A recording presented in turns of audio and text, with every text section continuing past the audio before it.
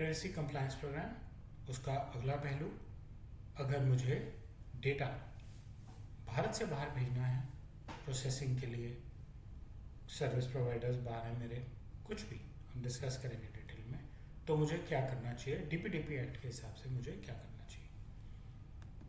मेरे YouTube channel पे आपका स्वागत है, जिस पे आप रोज प्राइवेसी पे नया कंटेंट देखते हैं। और जैसा कि मैंने कहा, आज हम इंटरनेशनल डेटा ट्रांसफर की क्रॉस बॉर्डर डेटा ट्रांसफर के बारे में चर्चा करेंगे। हम पहले एक बार देख लेते हैं हम अभी तक प्राइवेसी कंप्लायंस प्रोग्राम में क्या क्या बात कर चुके हैं। हमने प्राइवेसी कंप्लायंस प्रोग्राम में बात की कि कंप्लायंस प्रोग्राम खुद क्या होता है और उसकी इंपॉर्टेंस क्या है, क्यों रेलिवेंट है एक इंडियन बिजनेसमैन के लिए। तैयार रहिए, अगले 3 से 4 हफ्ते यानी कि मई के पहले हफ्ते तक फाइनल रूल्स आ जाएंगे, एक्ट लागू हो जाएगा। सबसे पहले एक प्राइवेसी टीम बनानी पड़ेगी। किन पैरामीटर्स पे कौन एक्सटर्नल यूज कर सकता है, कौन इंटरनल यूज करना मैंडेटरी है, इस बारे में हम चर्चा कर चुके हैं। उसके बाद आप डेटा मैपिंग कीजिए, आपके पास क्या डेटा है इसकी इन्वेंटरी कीजिए, प्रोसेसेस के साथ मैप कीजिए कि वो डेटा कैसे प्रोसेस किया जाता है। प्राइवेसी के 5 बेसिक प्रिंसिपल्स हम डिस्कस कर चुके हैं। हम पर्पस को क्लियरली डिफाइन करेंगे, जिसे हम पर्पस लिमिटेशन कहते हैं। डेटा सिर्फ वही लेंगे जो उस पर्पस के हिसाब से लेते हैं, जिसे हम डेटा मिनिमाइजेशन कहते हैं। बिना आपकी परमिशन के आपका डेटा ना आपसे कलेक्ट करेंगे, ना हम उसे प्रोसेस करेंगे, जिसे हम कंसेंट मैनेजमेंट कहते हैं। हम अपने स्टाफ को बताएंगे कि हमने क्या कमिटमेंट की है, जिसे हम प्राइवेसी पॉलिसी कहते हैं। और आपको बताएंगे कि हम आपका डेटा कैसे प्रोसेस कर रहे हैं, और टाइम टू टाइम कोई चेंजेस होंगे तो आपको अपडेट करते रहेंगे, जिसे प्राइवेसी नोटिस कहते हैं।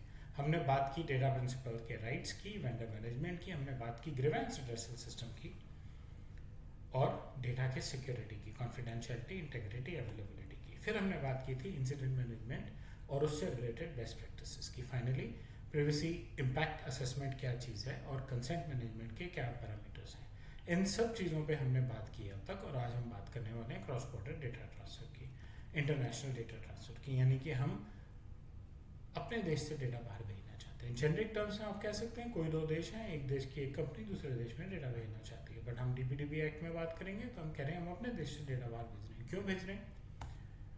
हमारी इंटरनेशनल कोलैबोरेशन है, हमारा किसी के साथ टाइप है, हम भेजते हैं हमने यहाँ से अपने सिटीजन्स का डेटा उनको। Very good. हम ग्लोबल बिजनेस हैं और बड़े सारे दफ्तर हैं, हमारे ब्रांचेज हैं, कुछ यूरोप में हैं, कुछ यूएस में हैं, कुछ ऑस्ट्रेलिया में हैं। सबके अपने अपने लॉज हैं और हम उन सबको कंप्लाई करते हैं। तो हम यहाँ से भी डेटा कैसे जाएगा उससे रिलेटेड लॉज को भी कंप्लाई करेंगे। क्लाउड सर्विस प्रोवाइडर हमारा जो है वो भारत से बाहर होस्टेड है। वैसे ज़्यादातर सर्विसेज भारत में मिलती हैं, बट ऐसी सर्विसेज बड़े बड़े क्लाउड सर्विस प्रोवाइडर्स के पास भी हैं, जो क्योंकि अभी भारत में उतने सारे ग्राहक नहीं हैं उनके पास, तो वो सर्विस वो भी बाहर से ही डिलीवर करते हैं। और डेटा प्रोसेसिंग एक्टिविटी को हम आउटसोर्स कर रहे हैं। मान लीजिए हम कह रहे हैं कि हमें जो डेटा प्रोसेसिंग करानी है वो अपने यहाँ नहीं लगाना चाहते, कहीं बाहर हो सकती है। शायद लैंग्वेज की ईज है, शायद कॉस्ट की इम्प्लीकेशन है। ग्लोबल इकोनॉमी का मतलब है डेटा एक देश से दूसरे देश लगातार घूमता रहता है, काफ़ी घूमता है। इंडियन डीपीडीपी एक्ट फिलहाल के लिए कहता है कि आप डेटा सिर्फ वाइट लिस्टेड कंट्रीज में भेज सकते हैं, एथिकल बिजनेस प्रैक्टिसेस फॉलो करते हुए। मतलब आपको इंक्रिप्शन करनी है, अभी लॉ में ये नहीं लिखा हुआ, लेकिन आपको इंक्रिप्शन करनी चाहिए, क्योंकि आपने कहा आप प्राइवेसी को तो फॉलो कर रहे हैं। इंक्रिप्शन प्राइवेसी एनहांसमेंट टेक्नोलॉजी में आता है, एनोनिमाइजेशन।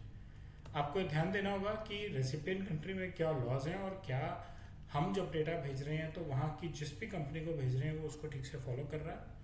आप कुछ ऐसा तो नहीं भेज रहे जो हिंदुस्तान की नेशनल सिक्योरिटी को इम्पैक्ट कर सकता है, कोई स्ट्रेटेजिक इंटरेस्ट हो सकता है आपका या किसी और का, वो ध्यान देना बहुत ज़रूरी है। और अभी फ़िलहाल के लिए हम उन कंट्रीज़ की वेट कर रहे हैं। अभी सिर्फ ये कहा गया है कि, और अभी लॉ इम्प्लीमेंट नहीं हुआ है, तो अभी जो डेटा जा रहा है उसके लिए आपको कहीं से अप्रूवल लेने जाने की ज़रूरत नहीं है। हो सकता है जब अगले महीने फाइनल रूल्स आएँ तो अप्रूवल और क्या है वो सब आपके पास अपने आप आ जाए। जीडीपीआर से कंपेयर करते हुए आपको एडिक्वेसी, स्टैंडर्ड कॉन्ट्रेक्चुअल क्लॉज और बीसीआर, ये 3 चीज़ें जीडीपीआर में वेल डिफाइंड है। अगले वीडियो में हम इनकी डिटेल पर बात करने वाले हैं। लीगल मैकेनिज्म जीडीपीआर में वेल डिफाइंड है, और डीपीडीपी एक्ट में अभी कोई कॉन्ट्रेक्चुअल मैकेनिज्म डिफाइंड नहीं है। सिर्फ ये है कि फिलहाल के लिए इनिशियली आपको गवर्नमेंट नोटिफिकेशन के थ्रू ही, गवर्नमेंट के अप्रूवल के थ्रू ही इंटरनेशनल डेटा ट्रांसफर करना होगा। मुझे उम्मीद है जब रूल्स आएंगे तो थोड़ी सी फ्लेक्सिबिलिटी तो होगी, क्योंकि हर बात के लिए आप बार बार अप्रूवल लेने नहीं जा सकते। फिलहाल के लिए इम्पॉर्टेंट है कि डेटा लोकलाइजेशन जितनी ज़्यादा पॉसिबल हो कीजिए, जितने ज़्यादा एटलीस्ट सर्विस प्रोवाइडर्स तो हिंदुस्तान के यूज़ कीजिए, और तब तक इंतज़ार कीजिए कि नोटिफाइड कंट्रीज़ कौन सी मिलती हैं जहाँ पे आपको डेटा बिना रिपीटेड अप्रूवल्स के भेजना है, लेकिन किसी भी हालत में आपको प्रिवेसी के सारे प्रिंसिपल्स को फॉलो करते हुए लॉफुली, लीगली, एथिकली ही डेटा भारत से बाहर ट्रांसफ़र करना है। सो इंटरनेशनल डेटा ट्रांसफ़र पे सिर्फ इतना ही। मुझे उम्मीद है आपको ये कंटेंट अच्छा लगा होगा। बेल और लाइक आइकन दबाएं। जैसा कि मैंने कहा कि हम अगले वीडियो में डिस्कस करेंगे कि SCCs, BCRs और एडिक्वेसी क्या हैं, तो आप मेरे चैनल को सब्सक्राइब करें और अपना फीडबैक कमेंट सेक्शन में शेयर करें। धन्यवाद।